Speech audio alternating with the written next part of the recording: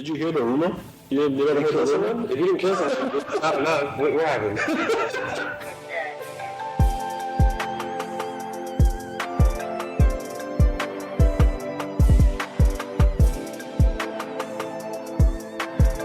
All right, ladies and gentlemen, welcome back to HoopTalk Podcast. This is episode 3. We're here at Studio D3 in Orlando, recording our third episode. It's your dog, it's your boy, HoopTalk Nas, accompanied by, as always, TyDolla. TyDolla, make him holler, all right? Today we're missing our dog, Orlando, a.k.a. Pluto. Couldn't make it today, had a little bit of car issues coming here. Shout out but Pluto. He's here with us in spirit. We're going to go ahead and get started. I want to shout one more time, Studio D3, for allowing us to get this space. Their assistance is phenomenal. You guys, we'll put the address, we'll put the link on the screen. You guys got to book with them, man. It's a phenomenal experience. You won't regret Cheap it. prices, too. Very cheap Prices. Yeah, Everybody loves cheap stuff. So we're going to go ahead and get right into it, man. We got a lot of hoops to talk about. So episode 3, let's go ahead, check out, man. Let's hoop talk, all right? Since Lando's not here today, since Pluto's not here today, we're going to do our out-of-bounds question of the day. I'm going to go ahead and pick it this time. I think I got a good one for us. It's going to keep us, going to get us rolling. Who do you think, you pick your choice and I'm going to pick my choice. We might be aligned or not, but who do you think are the J. Cole, Drake, and Kendrick of the NBA? No beef. You're not talking about the beef. We'll talk about that another day, but just who is the Drake, who is the Kendrick, and who is the J. Cole of the NBA right now? So LeBron's going to be my Drake, because if we're talking about the GOAT of rap, it has to be him. Okay. Current or all-time? Current, yeah. All right, the J. Cole has to be someone who's a little newer, but came up quick. A little newer, but came up quick, not too new. So I'm gonna pick Curry. Curry came, 6 years after LeBron. J. Cole didn't come out right away. 2012, around that time. Yeah. And the Kendrick has to be a hater. So someone who's just nonstop hating all the time, just cannot stop. I gotta go Paul George. Paul George? Only because he's such a hater. Really? How? Remember his comments about Dame? Oh, yeah. The bad shot? I mean, he got Jade on for game, so of course. Yeah, but I mean... You think so? Paul George? You have to... He's the Kendrick of... Not performance-wise, but hating-wise. If we're doing performance, probably like Kawhi. Someone who came up quick and then kind of slowed down because Kendrick kind of been away for a little bit. And you think... You said Curry is J. Cole? Yeah. Okay. They've got the light-skin vibe. I can kind of see that. I would say my Drake is definitely LeBron. I think our list is going to be the same. Maybe I'm gonna think about it though. But I think I'll put LeBron as Drake. Yeah, he's the GOAT of hip hop right now for this generation, and LeBron is the GOAT for all generations. So especially mine, which is ours. Yeah, our generation. So I think LeBron is the Drake of this of the NBA right now. The only reason I'm questioning the Curry choice is just because I feel like Curry's really mainstream, whereas J. Cole's very picked off for the most part. He doesn't really, conform to the standards of the media and everything. I feel like Curry is, he's mainstream. He's on the limelight all the time. He's the spotlight. He's a shit talker. He's pretty loud. J. Cole's pretty quiet. That's what I would say. I can see that too. Yeah. But I think Curry's probably the closest. I'll say Kevin Durant. I think Kevin Durant is the J. Cole. I think similar to J. Cole, Kevin Durant has never truly been the best in the genre. I feel like Curry has been the best at some point. True. I feel like KD is the J. Cole because he's quiet, for the most part. He doesn't say much, he just goes out there and does his job. I feel like that's the best comparison. Now, I would say Kawhi is. I think Curry is the Kendrick. Because I think Curry is the Kendrick because he's always phenomenal. Regardless of what's happening around him, he's always phenomenal. But he tends to go take a back seat to other players who are currently on the spotlight. And I think just like Kendrick, he has those hits randomly out of nowhere. Like you think of the championships before. He won a championship in 2015. I get that right. Yeah, 2015. Then he didn't win one. You know what I mean? So that year he was kind of a failure because he lost that 3-1 lead after going 73-9. Blah blah blah. And then he comes back, wins another championship. Similar to Kendrick, comes back, wins another Grammy or whatever the case is. Yeah. And then he hiatus for 1 or 2 years. Boom, comes back, wins another championship. Kind of like Kendrick, hiatus for a couple of years. Boom, comes back, another Grammy. That's fifth butterfly when he comes out damn and yeah. So it's like I think Curry is the Kendrick Lamar from my perspective, and I mean you would have to argue that those three are the GOATs of the generation that they're. Yeah, I agree. I think KD is absolutely the GOAT. I only picked Kendrick because I want to find someone that rose up really quick and then just kind of takes some breaks every once in a while, and that's Kawhi. Yeah, Kawhi. I think Kawhi would have been my choice, but then I thought about it. Curry, I think, is a good fit for me at least. I think they're both good fits. But let us know what you guys think, man. Hit us up in the comments. Who's your Kendrick? Who's your Drake? And who's your J. Cole of the NBA? Let us know what your list is like. Bonus question: you're Nicki Minaj. Who's Nicki Minaj? Damn, do you want to answer that? Who's your Nicki Minaj of the NBA? Becky Hammond. Becky Hammond, Spurs coach. The Spurs coach. I don't have a Nicki Minaj right now. It's someone who slept on and did a lot, but I can't think of anyone right now. I feel like Sabrina Ionescu is my Nicki Minaj. I feel like she was, when she was at her prime, she was peak women's basketball. Moved right over. But then, yeah, exactly. Now at this point, I agree with that. I like that. I think Sabrina Ionescu. That's my Nicki Minaj. But let's go ahead and get into it, man. We got a lot of topics to discuss. We might actually be able to run through this a lot faster than we normally do. But here's our hoop topics for the day, man. A lot is going on. College basketball is definitely a trending topic, but it's starting to dial down now that the tournaments are done. But a couple of interesting things happened in the tournament. Unfortunately, we didn't get to release our episode last week because of some audio issues that we encountered. So we had a heated discussion about some college basketball stuff. Unfortunately, we didn't get a chance to show you guys that, but to kind of follow up on that discussion a little bit, South Carolina ended up winning the women's championship. They actually went undefeated this year. So that shout out to Coach, I forget her name, man. What's her name? I forgot to, and I know who it is. Man, I'm gonna look it up because I can't disrespect her like that, man. But I'm not good with names, Coach. So I'm sorry. It's not you, man. It's me. I swear. It's wild though. While you're looking that up, Iowa also only lost one game. Did they really? Yeah, this is a wild year for women's basketball. You know who they lost to? No. It's most likely. Oh, it's a championship game, you think? No, I'm not counting the championship game throughout the season. They would have been undefeated had they have won. I'm sorry, they would have lost one game had they have won. Okay. Yeah, so now they lost twice. Dawn Staley. I'm not sure if I'm pronouncing that right, but that's I'm not good with names. That's just me. It has nothing to do with the coach. She's phenomenal. But they went undefeated this year, so shout out to them, man. They're definitely going to be a big reason why women's basketball explodes in the next few years, and that's going to be one of our topics for the day. The UConn's men's, they did some great stuff as well. They won the men's tournament this year, the NCAA championship. They're actually the first team to win back-to-back since 2007. Shout out to my dogs, the UF, the Florida Gators were actually the last team to win back-to-back. And we talked about that too. Did we really? Yep. Oh, yeah, we did mention that a little bit, yeah.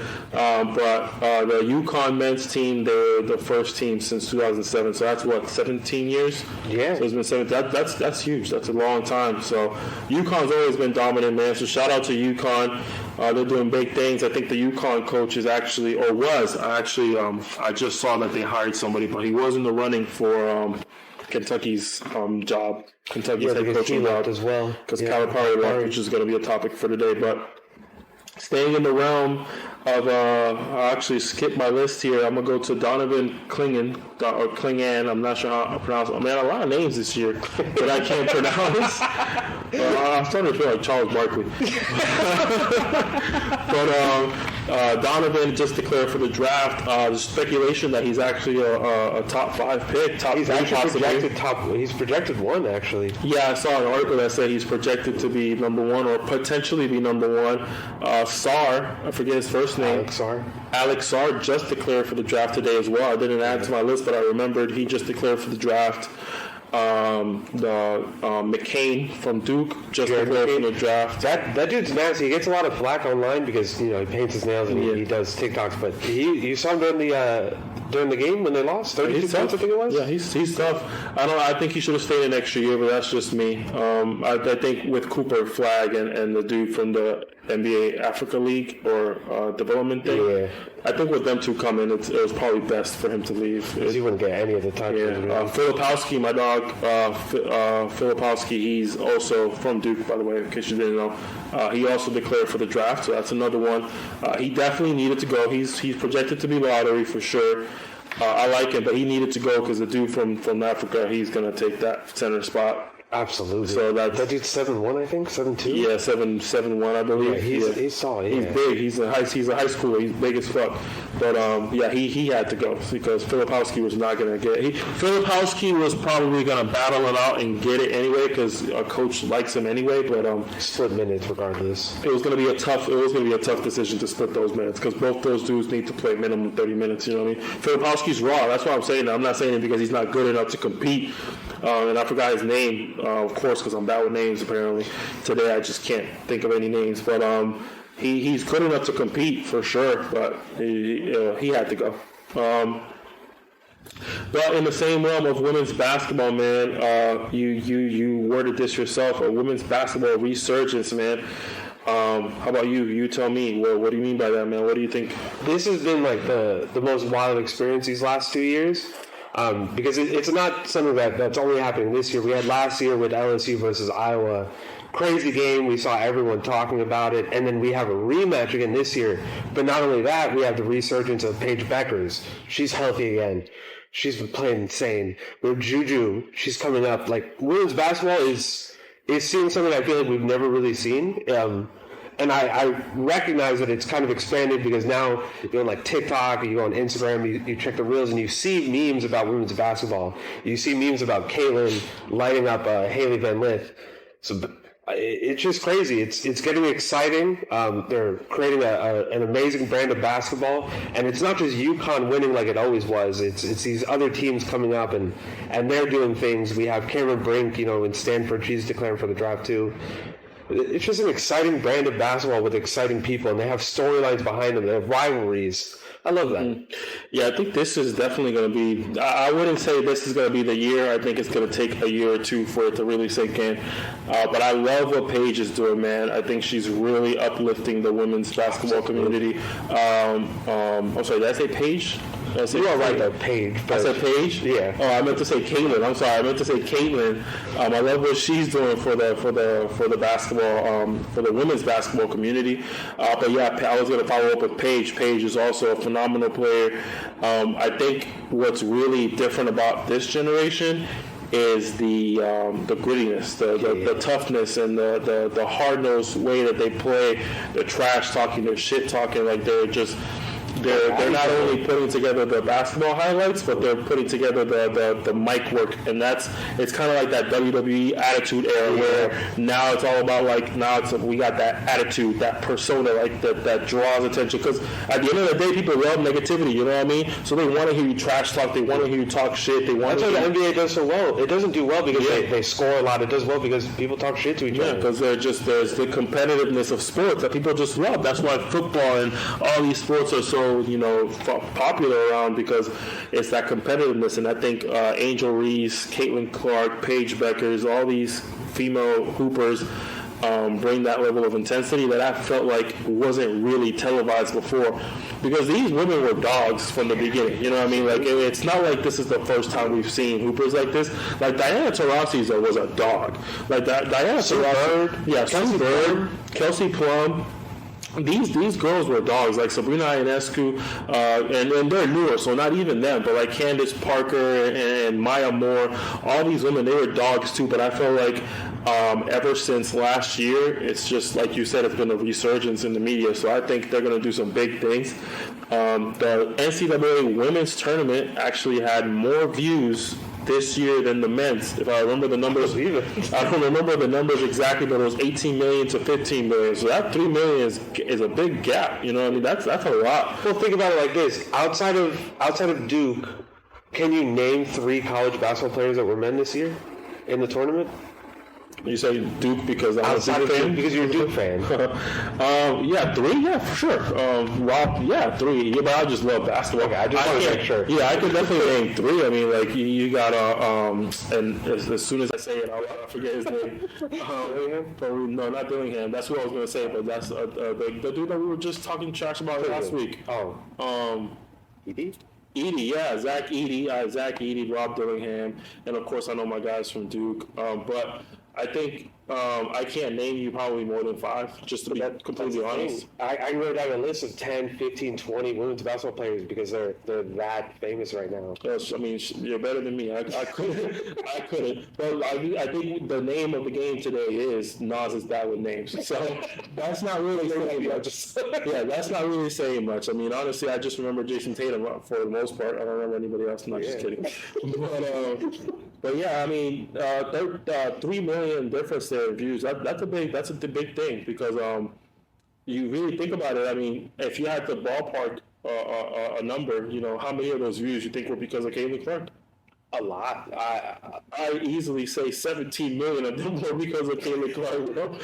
You can't tell me 17 million people didn't tune in to watch Caitlin Clark.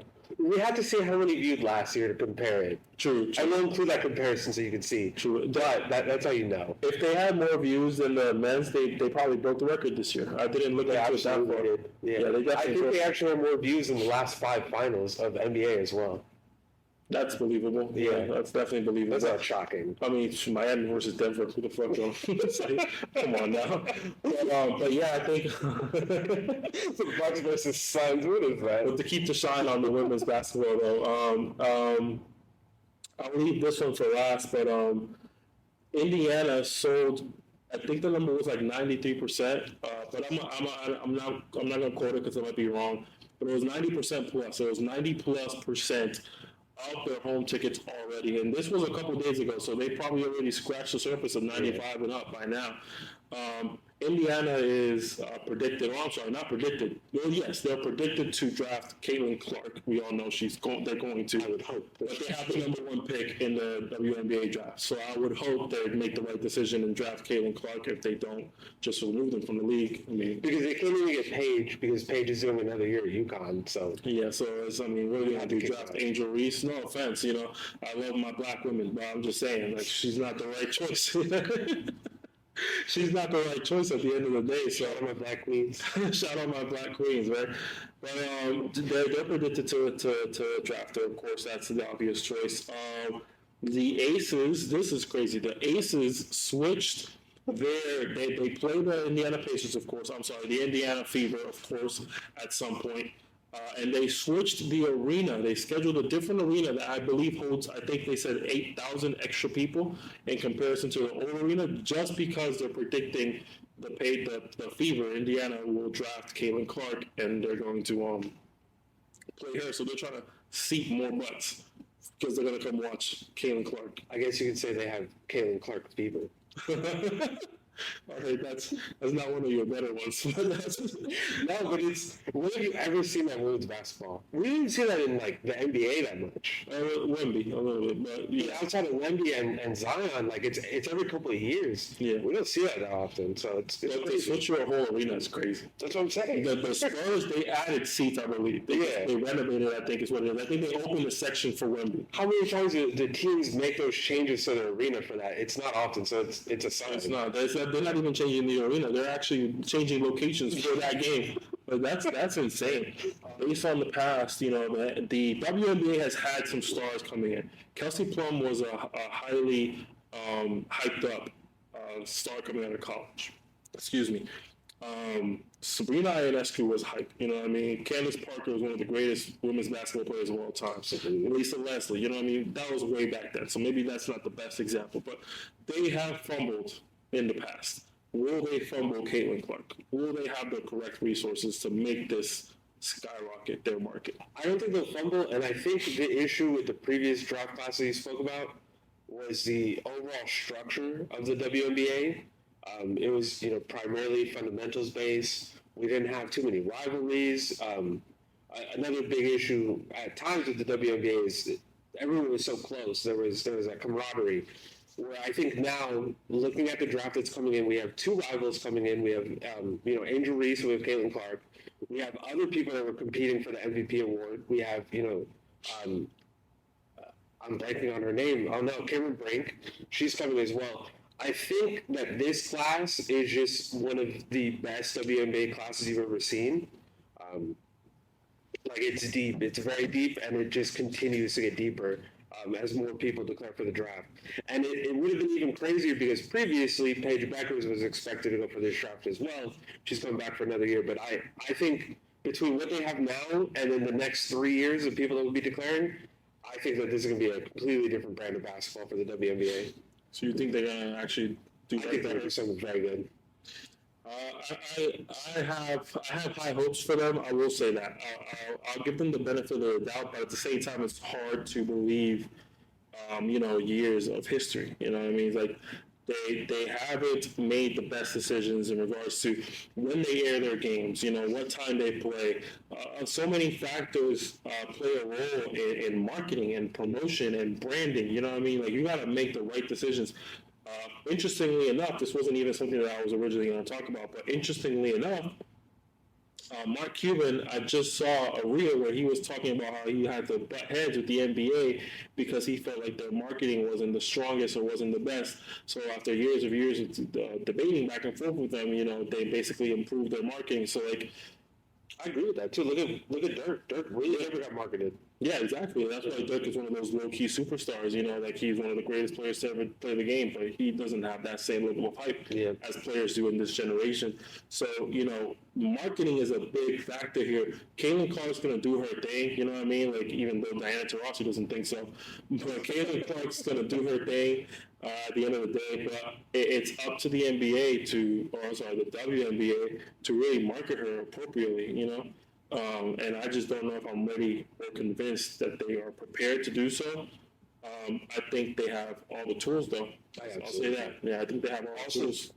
Correct me if I'm wrong, but I don't think that the NBA stopped funding them yet.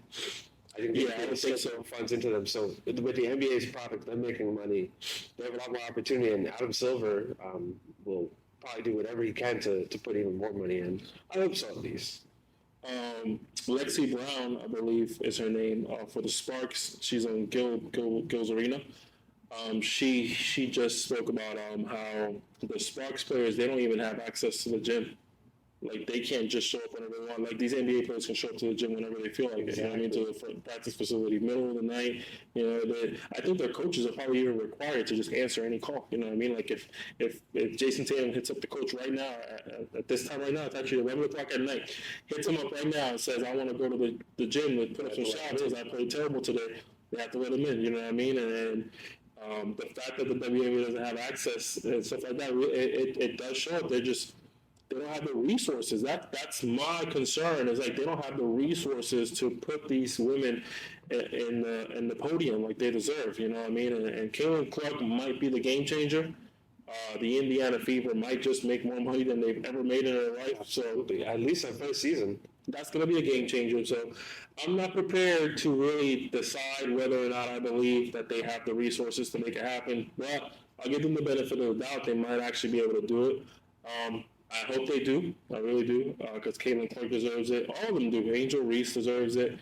I think Van Lith is going back to college. She's in the transfer portal. I've seen the most TikToks about her. Yeah, she's not a part of my topic, but we can actually bring that up.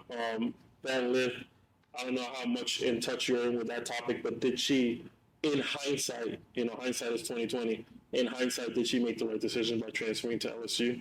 Yeah, I joke about her getting cooked, but I actually don't think that any of the schemes that they were running worked against her. The big issue that with Haley, I do think it was a good move. I think that they would have won the championship. But when they went against Iowa, Iowa, they started playing drop coverage against Caitlin, and she cooked them every time for it. And it's unfortunate because Angel Reese and their other defenders that they had previously were either injured or not there this season. I don't think that she made a bad decision. They were 2 games away from winning everything. and they lost to like a generational talent. But let's look at her. Let's look at her right now. I mean, but not even just because of. Let me see her college stats. I'm gonna put them up on the screen for y'all. 22 this season. I highly doubt it. But what the heck? But my point with her is like, even though you know they made it far, at the end of the day, it's about her draft stock. I think that's a major reason why she decided to go to the transfer portal. I'm not sure what the rumors are and where they're planning to send her, but you're looking at a player who averaged 19 points per game last season, playing in Louisville. You know what I mean? And she transferred to LSU. Now she's averaging 11. Yeah, right. Yeah. So that's 30 from. She's not the greatest 3-point shooter, so that's not really a big. She shot 29% last year, and she shot 34 this year. So she improved. She had that issue, unfortunately. Yeah, she was a 41% field goal. Now I actually don't know what the standards are for women's basketball. I'm assuming they're probably different from an NBA level. But she shot 41% from the field last year. I just can't imagine that's great. But based on the fact that she's considered a great player, one of the best in college, and her numbers are roughly around that range, that's probably not terrible. However, this year with LSU, she's averaging 37. So that is terrible. So overall, I do think she made the wrong decision. I think she chose to. I don't want to sound negative. I think she chose the bandwagon. I think she chose the bandwagon LSU because they had Flau'jae, they had Angel Reese. You know, they had this championship caliber team. Angel Reese is probably one of the most dominant players in women's basketball, college basketball. So I feel like she chose to bandwagon onto the LSU, and that did not work out for her. She did not have a great season, and I think she's feeling it. She's in her 4th year, though, so I'm not exactly sure where she's transferring to. It's really interesting. I don't know with men's because I don't pay attention to this too much, but with women, they're able to do an extra year. Yeah, men's can do 5 years. Yeah, you can do 5 years. It's just, it's not... It's all about draft stock. I'm going to go right back to it. It's all about draft stock. Is that really a good look? You got to do 5 years in college? We're going to see if it makes or breaks her. Because with Paige, she has an excuse of getting injured twice. Haley, I mean, she even played for Team USA. I don't know. If she would have stayed at Louisville, there would be nothing stopping her from averaging 20, right? And if she would have stayed in Louisville, worst case scenario, she got knocked off from the tournament at some point. Best case scenario, she's the game changer that lifts them up to a better potential in the tournament. You know what I mean? Her draft stock goes up. She declares for the draft, and she's a top 5 pick, in my opinion, top 3. Haley, if you take Haley, we're going top 5. You don't think she's going top 5? I don't think that she ever was. That draft is stacked. Haley was one of the best college players of last year. I agree, but she was never top 5 in a draft. Even if she were to get better, if she stayed in at Louisville and got better, you don't think she? No, I don't even. I think if we were to go back and check before she left, I'm not certain that she was a top 10 draft prospect. Especially because back then people thought that Paige was going to be going to the NBA, so it's another person. Or WNBA. I don't even know how many WNBA teams there are. I don't even think there are 10 picks to go around. 14, I think. 14 maybe, but yeah, that's tough. I overall, man, once again, I hate to be negative. I had some negativity last week. Thank God we cut the tape on that because I was gonna get canceled after 2 episodes. But I mean, overall, I think she made the wrong decision. I think going to LSU was not the right decision. I think it was good for LSU for sure to get that level of player, but. In hindsight, like I said, hindsight is 2020. I think it was a bad decision. But she could have never known. Right? There's no way. But Flau'jae is tough, man. You was competing against Flau'jae for minutes. Like, come on now. Flau'jae, she's a best shooter. She's a bucket getter. She's also a very good defensive presence, but she can't do both consistently. Flau'jae's their best defender. When it comes to guards, that's their best defender. So, I mean... You can't put on Caitlin when she gets in foul trouble, and then you miss out on scoring what you need. Can't go back in time, man. But Haley, I think you made the wrong decision. Shout out Haley. I did skip over this, but to wrap up the college talk, Bronny declared for the draft, but is also keeping his name in the transfer portal. What do you think, man? What is this? What is he doing? What is he doing? I don't know. What is he? I don't know what he's doing. I don't think this is a good idea. I think Bronny has the opportunity to make like a bottom of the bench NBA team at some point. After he's gone through 3 more years of college, so he's a 4-year college player, I think. Great defender. He didn't even really score at Sierra Canyon. He was never a shooter, never really, too great of a shot creator. So I don't get it at all. I think he knows that he'll get drafted by an NBA team because I think any NBA team would jump at the chance of having a chance at LeBron. But like skill-wise, I don't think he's going to be there for 3 more years. There's 2 things I want to tackle here. All right, first and foremost, I'll go with the short one. NBA teams, I know none of y'all watching this, man, but I hope you stumble upon this. I'm going to make as many reels as I need to get somebody in the NBA to hear me. I'm going to DM Adam Silver again. Adam Silver, tell your owners, tell the GMs, drafting Bronny will not get you LeBron, all right? LeBron James is not a dumbass, all right? LeBron James is knocking on everybody's door that he wants to even consider playing for. You know what I mean? So, like, if the idea of Bronny being a leverage maker here, it's not just for anybody. Like, I'm sorry, Utah, you don't have a chance. You know what I mean? Like, I'm sorry, Portland, you don't have a chance. You know what I mean? Like you have to be realistic. Like, if you're gonna have a chance, you got to be like. I'm gonna tell you right now, just based on the bottom of the barrel teams right now, San Antonio, you got a good chance. I like your chances. You got San Antonio, I like your chances. Not just because of Wemby, LeBron loves pop, so he said he's wanted to play for him before. Yeah, so San Antonio, I like your chances. Portland, cut it out. Memphis, cut it out. Utah, cut it out. Houston, I'm sorry. Without Pornhub, you're not going to get any more superstars. Shout out Pornhub, man. Bring it back. We'll talk about that later. Hashtag bring back Pornhub in Texas.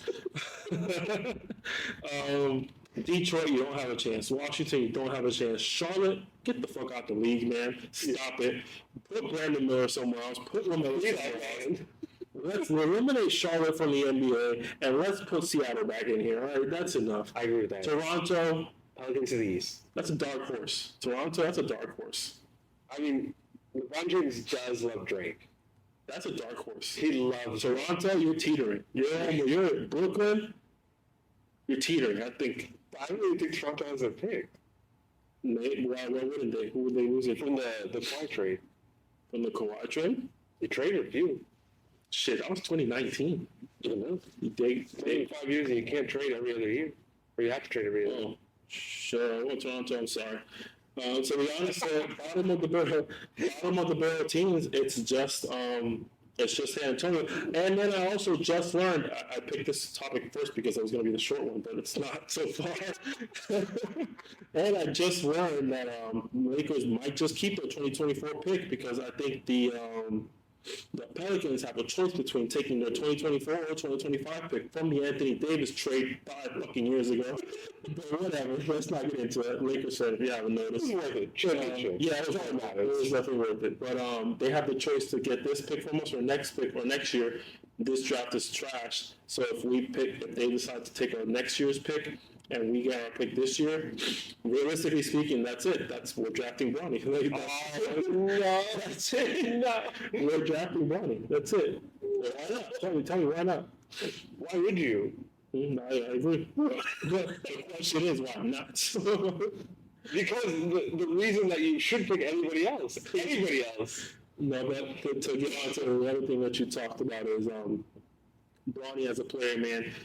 And you tell me what you think. But everybody that I talked to about this is putting Bronny at a role player level. I don't even put him there. No, I think he is I think he can be a role player in the NBA. But my thing is, like, why all the hype if all you think he can be is a role player? I don't fucking get it. Because I don't get it. Realistically, because of his name, we say Bronny, but his full name is LeBron James. No, facts. But like, what do you think Bronny's going to be in the league? If he gets drafted, what is his ceiling? What is his floor? Do you remember Jared Dudley on the Nets? He was a bench warmer. Oh, God. No way. I see Jared Dudley is better than him. No, that's crazy. That's crazy. Bronny is just—he's going to be great at one day in China or something like that. Better than fucking Mandarin. Is this yours? That's yours. Why'd you open it? I told you I opened it earlier. Thank you, man. Shout out Tyler. This is 4th one today. Oh, today it is. I think it's my 5th one.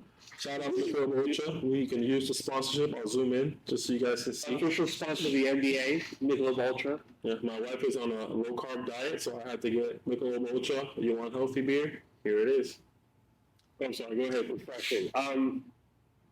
Jared Dudley. Yeah, honestly, I think if you put Jared Dudley and his current skill set at the same age as Bronny, and you compare them to each other without giving a name, I think everyone would pick Jared Dudley. I don't think there's a single person. Jared Dudley just... I don't want to keep talking about Jared Dudley. Let's go back to Bronny, he just hasn't figured out yet. He's very young, and I think there's an issue with like these star players and kind of training their sons. They have such high expectations where he knew from a young age he had to go to the NBA. And I mean, I just don't think he has a skill set for it yet. I just think he needs time. But he's going to go to the NBA because everyone's pushing him to go to the NBA. And someone will draft him, and it's a mistake.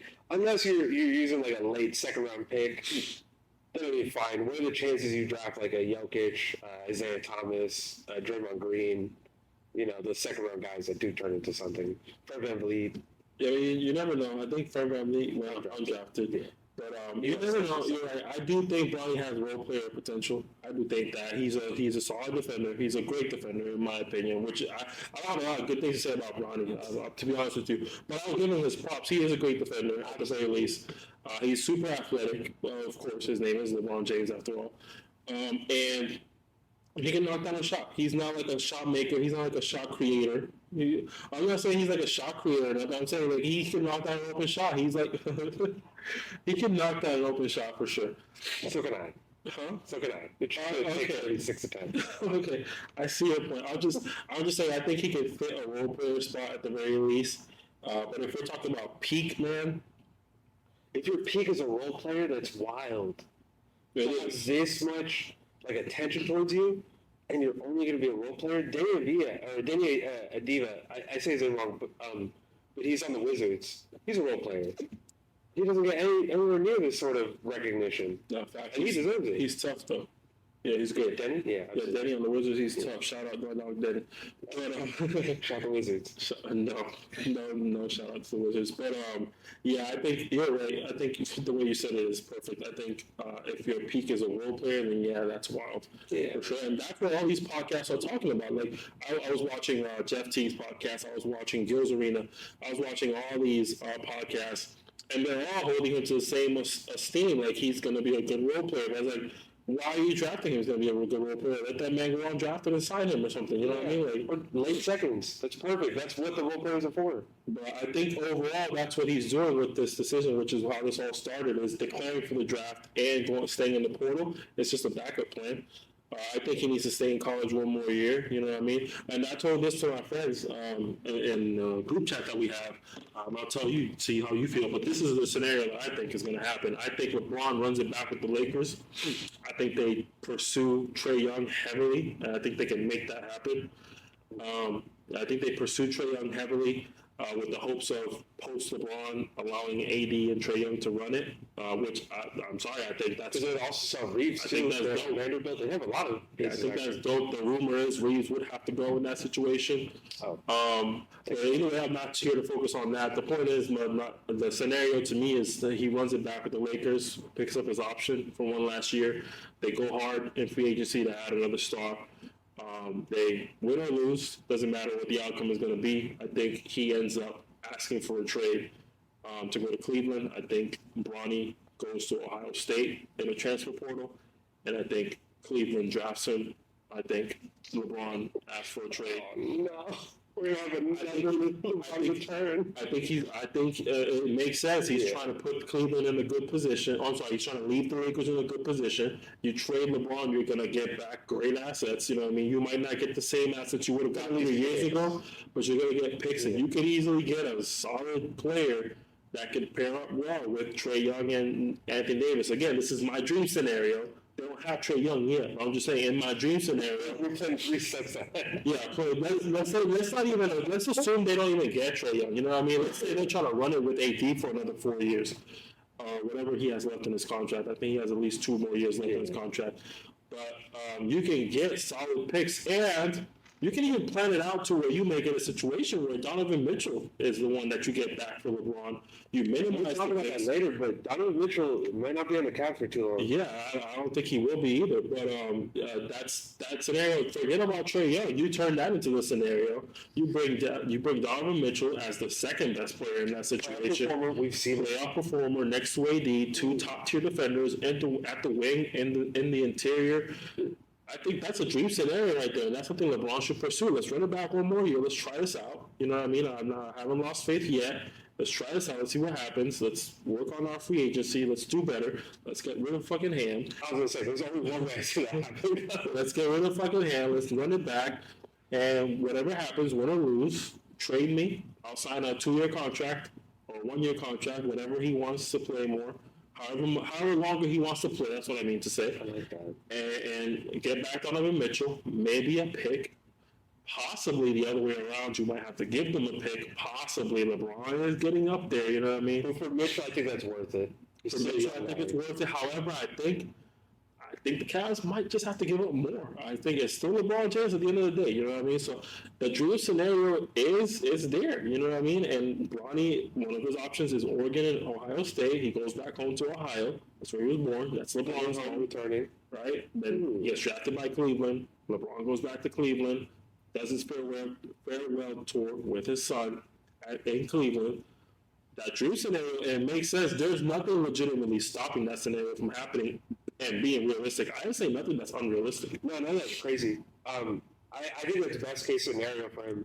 Either he goes to the Cavs, and I'm talking about Bronny, or he somehow gets drafted by the Spurs or the Heat. I think those are his best chances. Or even the Raptors. Anyone that has like good young development programs or an opportunity to play with his dad. I think that'd be best. And I think the Cavs would be really cool, actually. That would be a dope dream scenario, and it's super realistic. There's nothing unrealistic about that. I think Donovan Mitchell he's not a free agent. He has 1 more year left, doesn't he? He has a player option coming up. Either he has a player option this year or next year. He has a player option. Worse, even if he decides to sign back again, knowing that he's going to ask for a trade eventually, that's perfectly fine. You can match those contracts easily with LeBron. Excuse me. It becomes an easy task. I mean, it's a good scenario. It's a dream scenario, but it's realistic. Doesn't hurt them either. Cavs been great with development lately too. Yeah. You know, and to be honest, there's nothing stopping them from snagging another player out of that too. There's nothing from stopping them. They can get, especially when they're younger guys. They can get like a Dean Wade. You know what I mean? Oh, for the Cavs. They can snag another player. It's LeBron at the end of the day. I would try to get a Quorum. I don't think you need that 3 anymore. Okay, I feel like Cole is just another camera. But I think having a 3-and-D guy that can actually shoot lately would be nice for them. Yeah, it's especially possible. I like to entertain Dean Wade. I think having a shooter next to AD is always good. But best Wade in the NBA ever. That also puts you in a situation where you can keep Reeves. I would have to assume. I have to assume D'Lo has to go in free agency at that point. One of those 3 would have. At least one of those 2 would have to go. Either Vanderbilt, D'Lo, or Reeves. And I think Vanderbilt absolutely has to go price wise. Yeah, Vanderbilt is. I love Vando, but you know he's injured. He's a necessary. What's the word? Casualty. That's a casualty of war. That's fine. But yeah, I think it's possible, man. So Bronny, man, stay 1 more year. I generally think. Go home. Go home, man. Go home to Ohio State. Potentially go home to Cleveland. We'll see how that goes for you, man. But one of our favorite topics lately, I feel like we've mentioned it every time, the wonderful Bucks. The Bucks record with Doc, according to my research here, they just won a game. So I think this is off by just 1. So I believe they are 17-17. 17-18, I think. 17. This is 17-17. And they won a game. I could be right. They beat the Magic on Wednesday, and they should be playing today. And They lost 17 and 18. You are right. They lost, so they're 17 and 18 with Doc Rivers. What were they before? 30 something and some 31 and 15 or something. It's in the 30s and in the teens. How do you get a team that was second in the East playing so well, and now they're what, a third or fourth seed? I think they may have dropped to the fourth seed with that. Doubt it. The East is not looking too good. They're still the second seed. Second? Yeah, they've never left the second seed. That's the thing. They've never dropped. They've maintained that second seed no matter how many games. Doc has tried his hardest to make sure they drop from that second seed. Why do you guys fire Adrian Griffin? Either Doc has like intimate photos of the Bucks ownership or something. Because why would you have fired Adrian Griffin? You guys were 30 and 13. Just wait till the season ends. Did you hear the rumor? You didn't hear the rumor? If you didn't kill someone, it's not enough. What happened? Yeah, that's. I think that's the preview right there. That's crazy. But the rumor, I don't know if it was a social media rumor or a real rumor that was spreading around the league, but they had said that that Adrian Griffin was trying to put his foot down with Thanasis and his antics.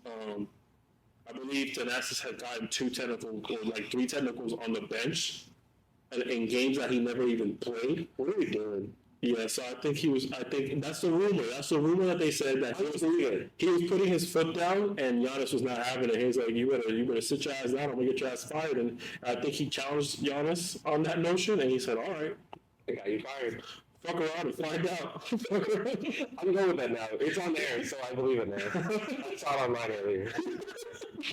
Yeah, that was a rumor when the trade first happened. I saw tweets about it. I saw like social media. So I think it's just a social media dummy little thing that was coming out. But if it's true, that's crazy. Why would they lie on the internet? Why would anybody ever lie on the internet? No, facts. You should believe everything you see on the internet, to be honest. But no, I mean, I think it's wild, man. I'm gonna be honest with you, bro. Like, Doc is ass, low key. I don't tell you before you hire you, like, it's not gonna be that bad. It's not gonna be like, bro. I didn't think it would be. At 18, how do you do that? Orlando last week brought up a good point. I don't know. It was 2 episodes ago. Technically, it wouldn't be our last episode because we didn't come out with an episode recently. But he had brought up a good point that Doc is struggling to coach Dame because he's never had a player like Dame. Which, I mean, that's a realistic take. I believe that. Up until you said that, I never even considered that. It's a realistic take because you look at Chris Paul, you look at Rondo, you look at even James Harden wasn't the real James Harden at that point with Doc. So realistically, Doc is just, to me, excuse me, I keep burping. Realistically, Doc is just, I think he's one of the most overrated coaches in NBA history. I think he is the most overrated. Nobody has blown as many 3-1 leads as him. Nobody has had the teams that he's had and had such little success. The part that you removed, the best team to never win finals, probably the Clippers. They got to be up there. He never did anything with the Clippers. You think so? Yeah, that Clippers was stacked. They had everything. They had shot creating. They had great 3-point shooters. They had Chris Paul at probably his second peak after the injury. No, I think it's wild, honestly, that that Doc is held at such a high esteem because it's like he keeps getting a job. But it's like how much can you possibly fail before people give up on you? You know what I mean? Like he's lost everywhere. And I mean, listen, mind you, he's always has a winning record. Always is a top 4 seed. You know, he's always a top team in the league. But like, how many times are you gonna get beat in the second round before it's like I've had enough? You know what I mean? Like what is this? Like the Clippers giving him a chance was realistic. That made sense. He's coming off the Celtics, of course. What was after that? The Sixers. The Sixers, yep.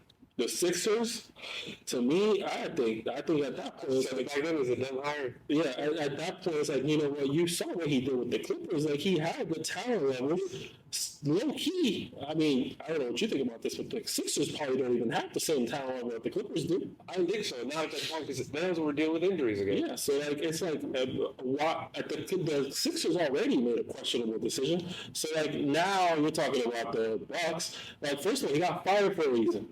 That's my thing right there. This is my thing. When it comes to entry level jobs, right? When it comes to middle America, when you interview for a job and they ask you why did you leave this previous job? If you were to tell them you got fired, you are not getting that job. Your resume. They're throwing it away. They're putting it in the shredder. You know what I mean? It's so called son of you. Like you did not. You left. You got fired from that job. And now we're going to hire you just to see why you got fired? We had issues with our last coach.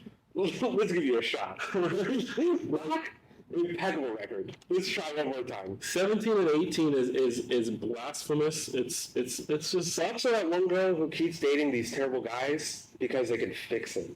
That's Doc, the guy that can be fixed. Doc. Okay, Doc is that's good. That's that. I see that, man. But like, honestly, let's call it, and then this is gonna be on YouTube, so we can always look back at it, man. But how long until Doc is out of the league? You know, before you answer that, bro, Mark Jackson is out the league. So why the fuck is Doc still here? Mark Jackson's out the league because he's hyper religious and kind of weird sometimes. Doc just sounds like a fraud. That's it. Okay. I mean, how long do you think he's gonna? How long before they fire him? You think they'll give him a full season? So how I see it, who needs a coach next? He's going to the Lakers. No, but how long do you think before they fire him? I'm trying to think because it's going to be at least 3 years because he's going to get hired by the Lakers. The Lakers are going to fire him. He's going to get hired by the Lakers. Most likely to go to the Wizards. No, I'm saying when do you think the Bucks are going to fire him? Oh, offseason. Offseason, you think so? I don't know because they're already paying 4 coaches. They're paying 4 coaches right now. What do you mean? Because they fired that many coaches. Oh, really? So I don't know. They might have to stick with him. They really might have to stick with him. I think they gave him 1 year. I think they're going to treat it just like a player. We're going to give you 1 year for you to play a full season and figure it out. Which, by the way, Milwaukee, he's not going to figure it out. But I'll let you guys make that mistake. I want him to be fired today. Giannis just went down with a possible, not an ACL, but something terrible with Disney. Blow it up. Trade him. No, at the same time, to play devil's advocate, though, this is arguably the best roster he's ever had, you would have to say. What are you playing devil's advocate with? I agree. With Doc. No, well, I'm going to add to it. I'm sorry. I'm adding to it. I'm sorry. I did pause there for a second. I'm adding there that, you know, this is a great team to win with. You know what I mean? So, like, what they always say, right? Great players make great coaches. So, like, how do you, I know how you're going to answer, but I'm still going to ask the question anyway. How do you think Doc could fuck this up? He already has. He fucked it up 35 games ago. But in the playoffs, it is a different game, though. You got to admit, like, it's he's going to do the wildest shit that we've ever seen. It's Giannis, bro. I cannot wait. Giannis is not back yet, so there's no guarantee that they make it past the first round. I cannot wait for a monumental collapse when they go up 3-1 again, and that team just fights back and they lose again. That's how he's gonna fuck it up. No, is anybody expected to go again? That's what I was about to say. I'm thinking they're gonna go against the Heat, depending on how the Heat. So let's talk about that actually. Based on how the seating is right now, there's still games being played, but I'll let you decide, right? So right now, we're Orlando versus Miami for the 7th seed. Who takes that? I think Miami. Miami? Oh, that's so bad. So you think Miami didn't win the first round of the play-in last year? They did lose. You think they can lose again? I don't think. I think that they have a better squad. They're going to need some Magic who are still fresh in the playoffs. And Magic are better than the Hawks were last year, in my opinion. So I think the Magic could pull it off. I'm not saying that they can't. I trust the Heat in the playoffs right now. So and I think the Heat see an opportunity to go against the Bucks rather than going against the Celtics. So they're going to do everything, especially knowing who their coach is. So Stock was coach. So the Bucks would have to see Miami in the first round again. And how did that go last year? I mean, they've played them, 3 series now, and they've only won once. And that was with Bud, a good coach. I like how sprinkle that in there. No, I agree. I think if Miami gets that 7th seed and Milwaukee with this loss, is this updated? I don't think it's updated fully because I really think Miami is game planning to make sure that they play against the Bucks. You think so? I absolutely do. You think with Dame, this is a whole different Milwaukee team. But I know with Doc as well. I know that's where you're going with that. So okay. So 7 games, Miami wins that. No, but for real, like 7 games, I genuinely think all the Doc hatred aside, like for real, basketball wise, you genuinely think Miami? I think Miami wins in and this is contingent on whether or not Giannis comes back, of course. Without Giannis, I think they win in 5. I think they did last year. Win in 5. Yeah. Miami beat Milwaukee in 5 last year. Beat them with a good coach. Yeah. No, but for all jokes aside, you really think Miami takes it? Something about this Miami team is different to me. Like they don't give me that same dog that they gave me last year. Yeah, they're like a fucking pitbull now. Last year they were Chihuahua. This team is scarier. Jaime Jaquez, Rozier, that team is even better than it was He's last been year. losing minutes though. I know because I have him in my fantasy squad. Jaquez? Yeah. I mean, that happens when they're fully healthy. That makes sense. Do you think he makes a playoff rotation? Absolutely. Think so? Yeah. Okay. That man's a winner. He's a great player for sure. All right, well, Milwaukee, Doc, you got a chance to prove yourself, man. So, You're not so let's look at it on the other side of it, though. Let's say Orlando does beat Miami. Same thing. Just in 7. We were talking about. Oh, come on. We think the Orlando team is very good. No, come on. You don't think that they beat an injured Bucks team without Giannis, possibly? Giannis may not come back by that series. So that's the word is I'm assuming that he's not come back. the word is that they're optimistic that he's going to come back for playoffs. That's the last report that I got. Who said that? The fantasy app. Who reported that? I watched that interview. I don't know, and then Pat Bev said it on his podcast too. Do you know who reported that? Doc. Yeah, Victor Rivers. I think he did. He's like a doctor. Okay. So, no, but okay. So there's two sides of that then. Okay, so then injured Milwaukee without Giannis. Injured Milwaukee without Giannis, I think they lose to Orlando and to the Heat. Injured or not injured Milwaukee with Giannis just coming back, I think it goes to 7 no matter what, and I think that they have a chance of winning Orlando.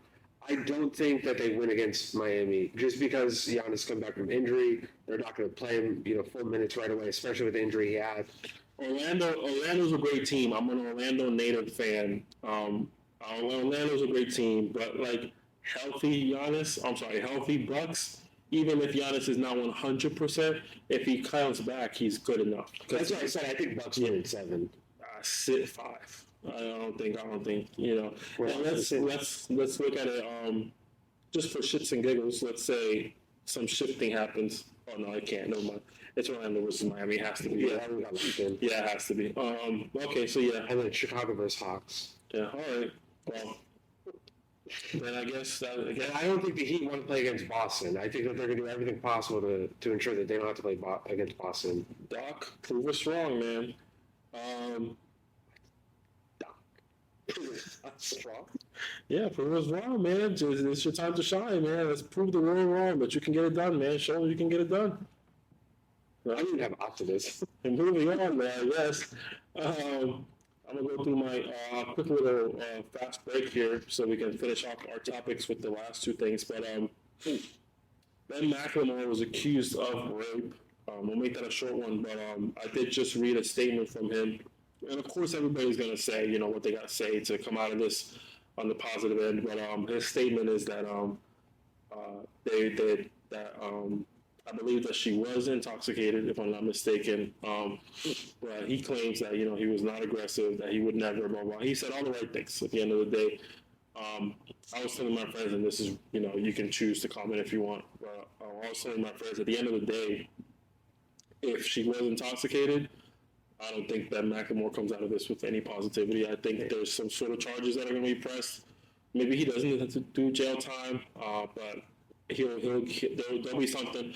No, I'm not trying to be that guy because it's more of a serious topic. But Ben McLemore, I don't even know where he's been. You know what I mean? No, this man's been out of the NBA. I used to get him in 2K by accident. I'm not exactly sure what Ben McLemore is doing these days, but I don't think he comes out of this with much positivity. Even if it turns out that he didn't necessarily, quote unquote rape her, or that he's, guilty of that, but it will still there'll be something. They're going to charge him or accuse him of something, regardless. Oregon requires very heavy, because he was a resident in Oregon, they require a lot to even charge you. So they had something. Yeah, so that's unfortunate for him, but It's unfortunate for her, or whoever it was. But. it is. Now, I haven't seen the other side of the story, though, either. So, like, we have to also be mindful of that at the end of the day. Like, what is her side of the story? You know what I mean? Like, was this a regret thing? If it's a regret thing, that's different. You know what I mean? Like, accusing somebody of the intoxicated part gives me enough, because I think realistically, we understand that, like, intoxicated, we're going to make bad decisions. Ensure that you're not having sex with anyone that's intoxicated, just in case. No, for sure. That's definitely what You never know if they remove consent or not. Yes, always be 100% sure that your partner is fully capable of consenting. You know, and I'm sorry not to turn this into nothing too serious, but that's at the end of the day the advice. But on the other end of that, at the end of the day, it's more of was she coherent or not. You know what I mean? That's really where it turns into a problem. If she was not coherent, how they prove it, I don't know. I'm sure they got their ways. But if she was not coherent, then Ben, it's not looking good for you, man. Yeah. But you just gotta make better decisions. You know what I mean? Just gotta make better decisions. I don't do anything when I'm drunk, to be honest, man. I'm having a good time. I'm Ubering home, and that's it. You know what I mean? Like, if I'm not in a relationship or something, you know, I'm not worried about. You know, when I was single, I'm you know, damn near married now. But when I was single, you know, I'm not trying to you know, take anybody home or nothing, man. I'm just trying to have a good time, man. You can't consent when you're intoxicated. It's impossible. Yeah. Even you yourself, if something want to happen, you can't even consent yourself. Exactly. I'm drunk. I might not even be able to remember fully. You know, to be able to defend myself. So, the other thing is, if he's, and we'll go past this after, but if he's willing to admit that she was intoxicated, usually that means the truth is a little worse than what it is, because people will only sprinkle like little bits of it. Yeah. I'm not saying this is happening in the case or anything, but usually. Yeah. Yeah, something definitely is happening there to make her want to come forth with this for sure. I also don't know how recent that was. Do you know when it actually happened? Oh, well, moving past that topic, Adam Silver might ban Jonte Porter for his betting scandal. For those of you who don't know, we'll put up a little explanation or an article if we can find it. But Jonte Porter was accused. Nothing has been proven yet, but it makes logical sense. So, not trying to, you know, be that guy, but he's probably guilty. Who has ever bet on Jonte Porter ever? Huh? Who has ever bet on Jonte Porter? Right, exactly. So he was accused of some sort of like what's the word I'm looking for? Some sort of sketchiness with some of the sports betting props. Apparently, there was an increase in Jonte Porter props selected on specifically 3-pointers. Yeah, specifically 3-pointers and other things. And they're saying that he specifically chose to either miss or come out of games or like he would say he was sick or something or an injury that wasn't really there. So. That's the accusations. Jonte Porter is being accused of manipulating the sports books in a way. And it's not looking good for him because Adam Silver is saying that if he is found guilty, that he will give him a life ban, which is appropriate at the end of the day. I don't think that's enough. I think the only way to really fix this situation is to also ban Michael Porter Jr. Why? Until LeBron leaves the Lakers. Until LeBron leaves off of the Lakers, ban Michael Porter for a year or two. I'm confused on the correlation here. What's for brothers? LeBron? No, Michael Porter. What did you have to say with LeBron? Why does LeBron have to leave the Lakers? Just until he leaves the Lakers, Michael Porter should be banned. Once LeBron leaves and he goes to the Cavs, Michael Porter can be reinstated. Why is that the time frame? No, I don't get it. I think that's the most fair. Are you also a Lakers fan? No? Okay. You're a LeBron fan, though? You're trying to make sure nothing stands in his way. Man, fucking vegan hit threes. I mean, shout out my dog Jonte, man, because I definitely bet on you a couple times, and I definitely hit. So that's. Check DMs. I responded. Thank you for checking us out, man. Calipari goes to University of Arkansas. I'm gonna just ask you a straight up question: Is Calipari overrated? I have a weird view of a lot of these coaches, even Coach K with Duke. I understand that they're great at recruiting. They're obviously great at coaching, But it's very weird that they don't win as often as realistically you think they should with how strong their draft classes are. It's kind of So Duke wins relatively often, though. Duke just won a championship in 2015.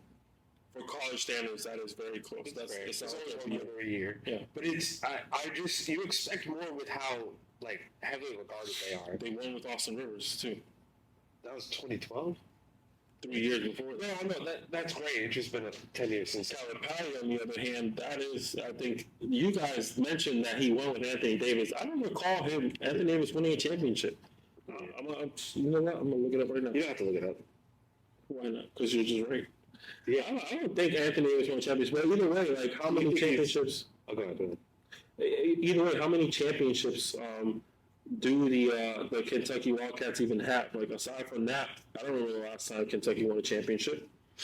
And like you said, Kentucky is probably one of the biggest teams when it comes to recruiting. They have the top tier recruiting classes every single year. They do the best every single year with all these teams. Man, there was a year that they had freaking Cat, Devin Booker, Willie Cauley-Stein, who didn't have the best NBA career, but he was a primetime college player. You know, the Harrison twins. You know what I mean? There was a year where they had De'Aaron Fox and Malik Monk, and I don't remember if it was that year, but I think they also had Bam out of bio. I don't think so. I don't know if it was there that year or the year before. I don't think so, but yeah, I was wrong. He is an NCAA champion. Good for you, AD. For some reason, I didn't know that. Scored 6 points that game. That's crazy. But Calipari to me is overrated. I mean, that's one championship. Let's look it up right now. To me, I don't think Coach K is overrated because I mean I feel like the Duke Blue Devils are actually winning at a much more frequent rate than the Kentucky Wildcats are. But let's check it out right now. Kentucky Wildcats championships. Let's see if this gives me a list that I can actually. 2012, their championship before then was 1998. Honestly, the question is, stop it. Stop. The question is, when did Calipari get in there? So if you want to look that up for me real quick so I can list this off. So 2012, 1998, 1996. So that was a good 2 year span there. They won 2 championships in 2 years. They beat Kansas, Utah, and Syracuse. 1978, that's 20 years before that. 20 years before that, 1958. 51, 49, and 48. I can tell you, Calipari was not the coach in 58 or before then. He came in 2009. He came in 2009? So Calipari has one championship, right? I wasted my time listing these off. He has one championship. That answers the question. He is overrated. And who was on that team? That team was probably not the most stacked, but it had Anthony Davis. It at least had Anthony Davis. I don't remember who else was on it. I don't think he's underrated because, like you said, college teams, they can't win as much. I guess he is a little overrated, actually. I think he's a great coach, probably, but, they consider him a god of college. It's because of the recruiting classes. Now, if we look at the other side of it, we're going to look at somebody like Duke. Duke won 2015, 2010, 2001, 1992, 1991. All 5 of those championships were with, why am I drawing a blank? Coach K. That's also a pretty big gap, but that's not a big gap. We're talking about 5 years, 9 years, 9 years, 1 year. That's not a big gap for college. That's good. I'm not a Duke fan. That's what it comes down to. But I think it's always just weird how people view them.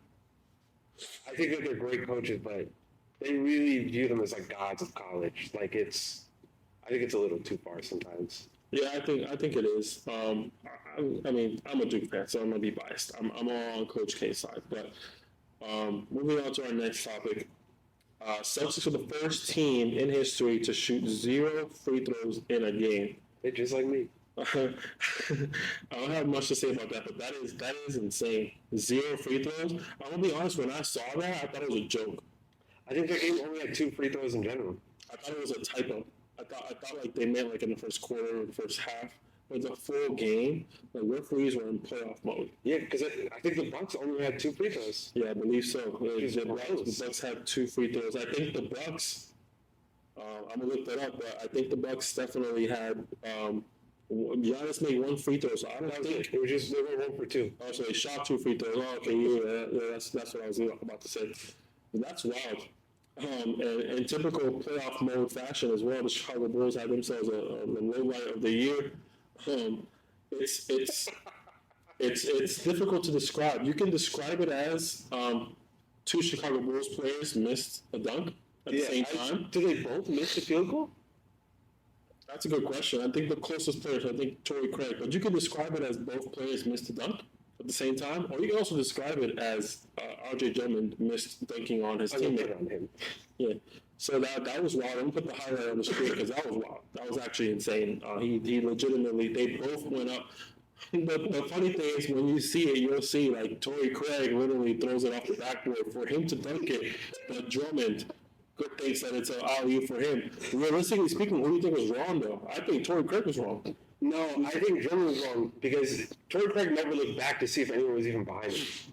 So I think that's like always a nod that they have. If you look back, you know that they're coming up for a lob. Never happened. True. That's a good point. Well, it's always Drummond's fault then. Easier that way. And I think we can wrap it up with the last playoff conversation here, the Warriors. And you had your points that you wanted to make about the Warriors, but I have a couple points that I want to make about the Warriors. But go ahead. Okay. The Warriors, they've kind of flipped the switch, I think. I think that they're in playoff mode again. Klay Thompson, seen a resurgence since the All-Star break. Shooting, I think, 41% from 3 again in that time period. He's not the defender that he used to be, but I think with, the additions that they have on that team with Pod, with Kuminga, and the changes that they made, I think that that's going to be a very scary team to have to go up against in the playoffs. Unfortunately, with how things are looking, it's either them or the Lakers, and I'm going to pick Lakers because I'm a LeBron fan, but I think if the Warriors somehow get in, that's a very scary 8 seed to go against. They're firing on all cylinders. Curry is playing like a madman as usual. And even Draymond has been playing a lot better. He's a lot more controlled. He's back into that playmaking role where, you hit him off that short roll, he's going to make something happen every time. So I'm excited for that team. Klay slowly becoming the player that he used to be before is a great sign for the NBA, especially with the Magic possibly signing him. But we'll talk about that another time. Yeah, as of looking right now, the Warriors are the 9th seed, but that's going to change because they are probably going to lose to the Pelicans today, and the Lakers won, so doesn't really matter. But it does give the Lakers home court advantage.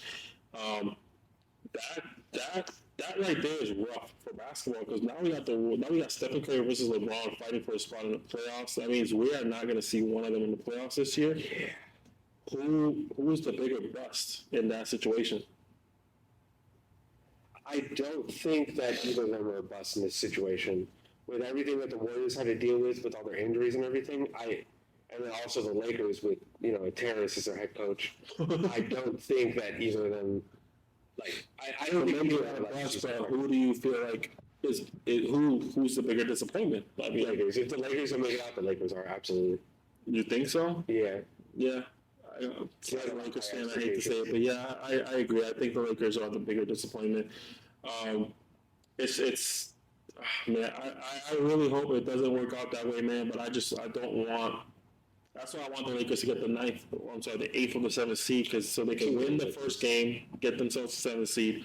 The Warriors win that next matchup and get themselves the 8th seed, man. Because we got to see playoff basketball with LeBron and Curry. You know what I mean? Yeah, one more time at least. But I think the Warriors have more chances, though, of getting there eventually than LeBron does. A lot younger, less injuries. That's going to be tough now. I'll tell you right now, the Warriors are currently down by 9 with 3 minutes and 21 seconds left in the fourth quarter. So it's going to be a tough game to come back from. The Kings are up by 9 with 4 minutes left in the third. The Kings are 45 and 35. The Suns are 47 and 33. There's 3 teams tied at 45 and 35. Not anymore, but yeah. Not anymore? Well, the Lakers won, so. Oh, Yeah, the Lakers won. The Warriors are probably going to lose, and the Kings are probably going to win. I want the Suns to come back. I want the Suns to come back. If the Suns come back and win this game, that puts the Lakers at 8, because they would have 46 and 35. No, because they lose a tiebreaker against the Kings. No, the Kings would have 45 and 36. Yeah, but they're still. Yeah, you're right. Actually, I wonder. Yeah, Yeah, the Kings would have the worst record because they're tied right now. So if the Kings Lakers lose, also the need Lakers to beat the win. Pelicans last, and then Yeah, the Lakers have to almost beat the guarantees Pelicans it. last, and then on Sunday the Kings will play the Isn't the Warriors? No. Blazers. Damn, so that's an almost relatively easy win there. Giving all my energy to Scoot. Yeah, And so they Shake have to, lose. So they have to lose today. The Suns have to come back and win this game, which is totally possible. 9-point game, 3 minutes left in the fourth. But let's wrap it up with a little based on how the predictions are going right now, regardless of what happens in the next few days. Let's look at it right now. Suns versus Kings. Who takes the 7th spot? I think Suns. I think Suns as well. I think the Suns take it. The Suns are such a disappointment, but I do think so. I think the Suns take it. I think they win that game, personally. Warriors versus Lakers. Who takes the 8th spot? In this scenario, technically, the Lakers would have home court. I'm basing it off of last playoffs, so I'm going the Lakers, but that's going to be a fun match. That's going to be a fun match for sure. Win or go home. That puts the Lakers versus the Kings for the 8th spot. Lakers. Lakers, 100%. Even though historically the Kings are much more dominant against the Lakers. We just have to hire Tim Donaghy again one more time. Yeah, but in the playoffs, I just don't think they're prepared for in a playoff environment. Even though it's a play-in in a playoff environment now, that puts Denver versus Lakers, 7-game series. Denver I takes still that. think that's the best opportunity for them to win. I don't think that they're going to win. I'm not saying that, but I think a fresh Lakers is a much better chance against the Nuggets versus them going through 2 to 3 7-game series, because you know it's going to go to 7 most likely. They're gassed, they're tired. Oh man, fucking LeBron's about to get his pension finally. I think Denver takes it. I'll put my money on Denver, Yeah. but I don't think it's unrealistic that the Lakers could win that series. If they come out of that, I think they win. If the Lakers beat the Nuggets in the first round, they're winning a Yeah, championship. because they're going to be, first of all, they're going to be so high. All of them are just going to be the biggest morale possible. I think that they're going to go in, and everyone that they play afterwards is. There's nobody He's gonna standing take in one. AD's way. There's Yeah. nobody in AD's way. Because after that, they go against most likely the Mavs or the Clippers, which I think is a good matchup, but I think that they're going to get past that. That's a tough matchup, though. The big man lineup is tough. Yeah. Lively and Gafford. But then that puts Minnesota versus, we said Phoenix. So who comes out of that? I want to say the Suns, but I don't trust them right now at all. I think because of lack of experience, I think the Suns come out of that. Yeah, Mike that's exactly Clippers, why. he's been to the finals. He's been to deep playoff runs. KD is a champion. Also, Bradley Beal on the Wizards, he had some good runs against the Celtics. I think the inexperience will play a role there for Minnesota, and I think they will fumble it, make mistakes that they just are going to regret and lose that series. It's OKC versus New Orleans. OKC, I wins that absolutely. Yeah, OKC for sure. I have no doubts about that. Yeah, I don't have any debate on that either. This one's the tough one. Clippers versus Dallas. That's going to be a good one. Bro, Healthy. Everybody's pretty good 5 right now. years, they've played against each other 3 times in the playoffs. That's wild. Really? Yeah. The Clippers have won the majority of those, though, haven't they? No, the Mavs won once. Actually, yeah, you might be right. I think it's 2-1. I think the Clippers won the majority of those. But I'm gonna say, so they made some comments about Kawhi. He might not be fully healthy for the playoffs. He has a knee issue and also a thigh issue. Yeah. I'm gonna go against them. I'm gonna pick the Mavs here. I think healthy, the Clippers take that. I think you remove one of their stars and the Mavs take it. Yeah. Without one of their stars, there's not enough firepower to stop Kyrie and Luka. With Kawhi, Paul George, and James Harden all playing at their full capability, and Westbrook as an X factor, And James they can Harden. take that. James Harden. We always Yeah, I said James Harden too. Oh, yeah, but my bad. he's gonna. I think they take that. And now we got the East. We already talked about Orlando versus Miami. I think Miami's gonna take that for the Yeah. 7th slot. I agree. That puts Chicago versus Atlanta. Atlanta. I think Atlanta takes that. Yeah, I think Chicago, they're just doing too many injuries. Yeah, they're doing too much. Yeah, I give it to Atlanta. Dejounte Murray's been tough. Trae Young is back as well. So, yeah, I give that to Atlanta. That puts Atlanta versus Orlando. So, you think Orlando takes that 8th spot? That's going to be tough, though. That's going to be really interesting. That's two teams with a lot of length. Atlanta's just not consistent enough. I don't think they can pull it They're off. not consistent, but they have the playoff experience, whereas the Magic don't. And I know it's a plan, but there's still the atmosphere. I'm actually going Atlanta. Really? Yeah, I'm going Atlanta. I'm taking Orlando personally. So I guess we'll split. I'm locking that one in. We'll split our predictions now then, because I will put Boston versus Atlanta in your book. Who you got? Boston. What about the you just now? You guys skip that one. Boston. Boston versus Orlando. Of course, I got Boston, so it doesn't even If matter. it's that case, I'm going Orlando. What? I'm kidding. I'm about to say, you must be out your mind. But that puts Milwaukee versus Miami. I think we both agreed Miami could probably take that. It really depends on injuries, but even without injuries, I still trust Miami. I think healthy. I'm gonna contradict myself immediately. I think healthy Miami, Milwaukee takes that. I think healthy. I'm not gonna keep banking on the underdog. You know what I mean? Like, how long can they possibly do this? You know what I mean? Since 2020. Okay, What do you mean? that's true. New York versus Philadelphia. That's interesting. So They don't got their full roster anyway. yeah, the Knicks obviously missing Randall. I think you're overthinking this one. I'm going to Knicks. Hell no. With pre-injury, then the Sixers were looking like a top 4 seed. Yeah, but Joel's still kind of coming back. He's not in full form yet. He dropped 30 in 20 They minutes. also have Nick Nurse. He dropped 30 in 20 minutes. He is in full form. Yeah, okay, I'm going to change it. Not because of Joel, but because of Nick Nurse. It should be because of Joel. No. 30 in 22 minutes. He's not a part of the equation for me, though. Okay. He's in full form. Because Joel needs to do his, Brunson's going to do his. Trust the process. Trust the process. And then that leaves Cleveland versus Indiana. I think it's going to be a tougher matchup than we think. And just for the chaos of the NBA, I want Indiana to win, but I think the Caps win that. I'm going to be that guy. I think Indiana takes this series. I would love it, though. I would love it. I think Indiana takes this series. I think Halliburton finally wakes up from his slump, goes berserk. I think Garland's just not ready. Slump, though. I think that's the Shooting issue. terrible. He literally it was his hamstring or his thigh. It's been hurting since before the Hamstring, yeah. All-Star break. That's an issue. I mean, regardless, he's playing and he's not playing well, so that's a slump to me. He's not playing terrible, though. I'm not trying to say he's playing bad, but the injury is impacting that for sure, of course. But I got Indiana coming out of that series. Those are our predictions. We don't record another episode until the playoffs have already started. We don't record another episode until after the play-in, so we'll see how everything turns out. We'll see how our predictions go. A lot of games this weekend. A lot of games on Sunday. It's pretty interesting how they did the schedule this year. They had everybody playing on Friday, a break on Saturday, then everybody playing again on Sunday. Same thing with earlier in the week, too. Yeah, I think it was Monday.